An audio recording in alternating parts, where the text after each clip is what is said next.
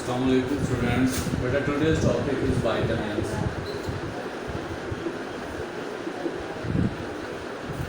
बेटा 19-12 तक वाइटामिन्स के बारे में ना ही नॉलेज था ना ही पता था कि ये भी कोई चीज़ एग्जिस्ट करती है।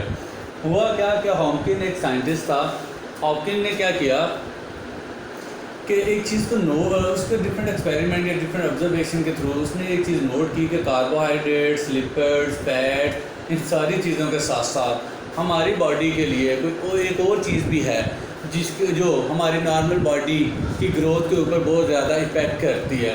तो उसने वक्त के साथ साथ जब डिफरेंट एक्सपेरिमेंट किए थ्रू ऑब्जर्वेशन वो इस नतीजे पे पहुंचा कि हमारी बॉडी के लिए एक ऐसी चीज़ प्रॉपर है जो मिकदार में तो बहुत कम है, लेकिन अगर उसकी कमी उस मिकदार से भी वो चीज़ कम हो जाए तो हमारी बॉडी को बहुत ज़्यादा नुकसान देगी, हमारी बॉडी की ग्रोथ रुक जाएगी। इसी वजह से उसने इनको नेसेसरी ग्रोथ एलिमेंट का नाम दे दिया।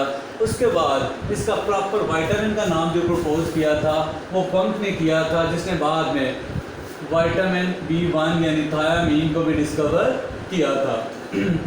इसके अंदर सिंपली बेटा इसकी डेफिनेशन पूछ सकता है तो आप कहेंगे vitamin are simply normal necessary growth factor for a body. अगर इसकी कमी हो जाए तो बॉडी के अंदर ग्रोथ ही प्रॉपर नहीं हो पाती। जब ग्रोथ प्रॉपर नहीं होगी तो बाकी सारे पार्ट्स भी प्रॉपर फंक्शन परफॉर्म नहीं करेंगे। एक्चुअली हमें जितना कार्बोहाइड्रेट्स हम डेली में यूज़ कर लेते हैं उसकी निस्बत वाइटामिन की बहुत ही कम मिकदार की ज़रूरत होती है, लेकिन एक्चुअली अगर उस मिकदार से भी वाइटामिन कम हो जाए हमारी बॉडी के अंदर तो मुख्तलिफ बीमारियाँ होने का चांस होता है।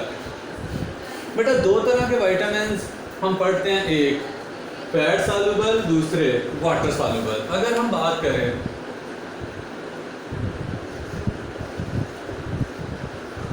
फैट सॉल्युबल वाइटामिन की तो उसके अंदर A, D, E और K ये चार वाइटामिन जो हैं ये फैट सॉल्युबल हैं।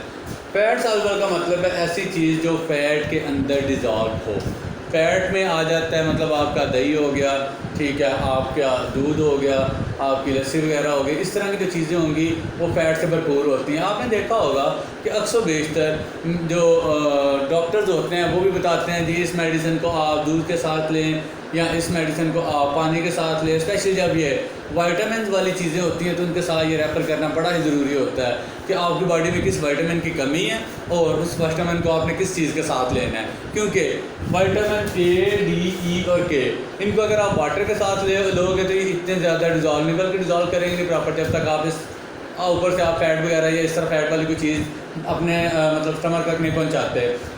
और अगर इनको फैट के साथ लिया जाए तो ये फैट के अंदर अच्छी तरह डिज़ोल्व होकर आपकी बॉडी के अंदर जज़ब हो जाएंगे और आपकी बॉडी को क्विकली या मतलब जल्दी जितना भी जल्दी हो सकता है फैट के थ्रू डिज़ोल्व होकर आपकी बॉडी तक पहुंच जाएंगे। अब अगर हम बात करें इन वाइटामिन्स की तो जो होते हैं ना वाटर सॉल्युबल वाइटामिन्स उनकी निस्बत अगर फैट सॉल्युबल वाइटामिन की मिकदार ज़्यादा ले ली जाए तो वो भी प्रॉब्लम क्रिएट करती है, और अगर इनकी मिकदार कम हो जाए वो भी प्रॉब्लम क्रिएट करती है। एक्चुअली होता क्या है कि फैट सॉल्युबल वाइटामिन हमारी बॉडी से एक्सक्रीट नहीं करते, खारिज नहीं होते।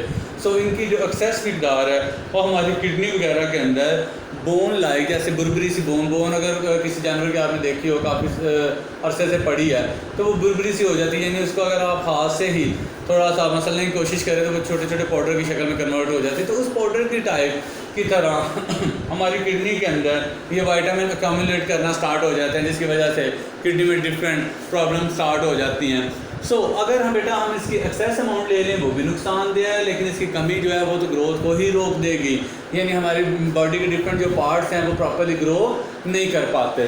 सो इनको बड़े एक म्यार के अकॉर्डिंग या इसको बड़े प्रॉपर तरीके से आपने यूज़ करना है। मुझे याद है कि मैं एक डॉक्टर के पास गया था तब मुझे विटामिन D उसने रेफ़र किया था। उसने कहा था एटलीस्ट 2 वीक से पहले आपने विटामिन D की नेक्स्ट जो टैबलेट है वो नहीं लेनी, और बेहतर ये है कि आप 3 वीक या उससे भी ज़्यादा देर के बाद लें। यानी एक छोटी सी टैबलेट जो 3 वीक कम से कम कह रहे थे कि नॉर्मली आप 3 वीक का गैप डाल लें वो बेहतर है। यानी हमारी बॉडी में इसकी बहुत कम मिकदार की ज़रूरत होती है। अगर आप इससे ज़्यादा लेंगे तो डेफिनेटली ये वाले विटामिन जो आपकी बॉडी के अंदर अक्यूमुलेट करना स्टार्ट कर देंगे। अगर बेटा हम नेक्स्ट आपका टेबल है, टेबल बड़ा इंपॉर्टेंट है, ये छोटा सा टॉपिक है लेकिन इसके अंदर 3 डिफरेंट लॉन्ग बनते हैं। सबसे पहले तो इसके यूजर्स, उससे भी बेहतर ये होता है कि वो वाटर सालुबल और फैट सालुबल वाइटामिन की टाइप पूछ लेता है। जबकि आपका जो आगे नेक्स्ट टेबल है जिसके अंदर विटामिन ए और विटामिन डी को उसने एक्सप्लेन किया हुआ है, उनसे रिलेटेड डिफरेंट सोर्सेज, उनके यूजेस और उनसे होने वाला कमी की वजह से होने वाली डिफरेंट बीमारियों को भी उसने एक्सप्लेन किया। ये टेबल भी बड़ा इंपॉर्टेंट है। बेटा यहाँ पे विटामिन ए और डी के बारे में बताया गया है। सबसे पहले हम विटामिन ए के सोर्सेज को देख लेते हैं। विटामिन ए के सोर्सेज डेयरी प्रोडक्ट्स हैं, जैसे हमारे पास eggs, fish, different fats, oil etcetera. उसके अलावा बीटा कैरोटीन जो हमें ग्रीन वेजिटेबल से हासिल हो जाती है। उसके अलावा कैरेट वगैरह, ये जो गाजर वगैरह होती है, उससे भी हमें ये मिल जाता है विटामिन ए। कहते हैं कि अगर विटामिन ए आप प्रॉपरली लेते हो तो वो आपकी बॉडी के अंदर रेटिना डार्क अडाप्शन को कायम रखता है, यानी ये जो आपकी बॉडी का रेटिना है इसका डार्क कलर जो होता है उसको प्रॉपरली मेंटेन करता है। अगर इसमें प्रॉब्लम हो जाए तो आपकी आई साइड में मुख्तलिफ प्रॉब्लम होना स्टार्ट हो जाते हैं। उसके अलावा डिफरेंट बीमारियाँ और भी आँख की इसी से स्टार्ट हो जाती हैं। उसके अलावा ये जो एपिथेलियल है उसकी हेल्थ के लिए बड़ी प्रॉपर है।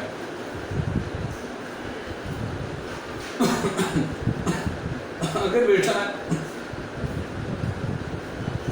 विटामिन ए की कमी हो जाए तो नाइट ब्लाइंडनेस, यानी रात को, कुछ लोग ऐसे होते हैं जिनको रात को नज़र नहीं आता।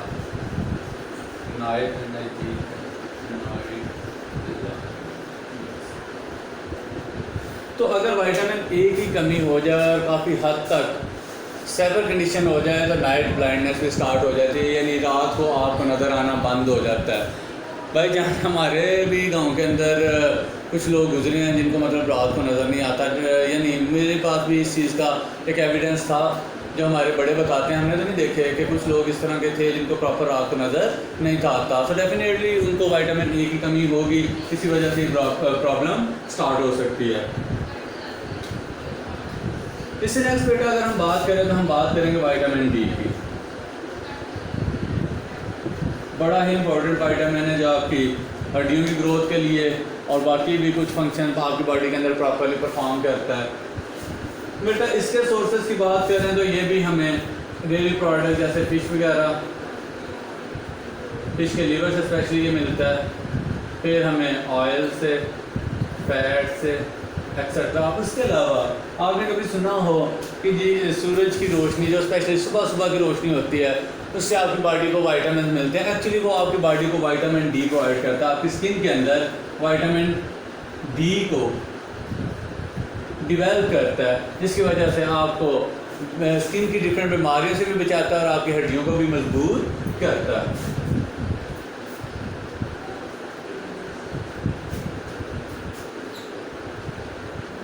बेटा ये आपकी बॉडी के अंदर अब्जॉर्प्शन ऑफ कैल्शियम के लिए भी इस्तेमाल हो सकता है। उसके अलावा ये बात 2-3 दफ़ा मैं जिक्र कर चुका हूँ, हेल्दी बोन्स के लिए भी बहुत ही ज़रूरी है। लेकिन अगर इसकी कमी हो जाए तो एक बीमारी है जिसे हम रिकट्स बोलते हैं, यानी सोकड़ा सा हो जाता है आपकी बॉडी के अंदर। ये बहुत ही बुरी बीमारी है। सो इससे बचने के लिए कम से कम आपकी बॉडी के विटामिन डी पूरे होने चाहिए। उससे आपकी बॉडी सूख सी जाती है, शिवरिंग सी, यानी कांपना सा स्टार्ट हो जाती है आपकी बॉडी। सो इन चीज़ों से बचने के लिए आपको विटामिन्स की प्रॉपर डोज लेना ज़रूरी है। बेटा नेक्स्ट लेसन के अंदर हम वाटर सालुबल और इसके कुछ यूज़र्स की बात करेंगे। आई होप आपको चीज़ें समझ आ गई होंगी, इनको अच्छी तरह आपने लर्न कर लेना। थैंक यू, अल्लाह हाफ़िज़।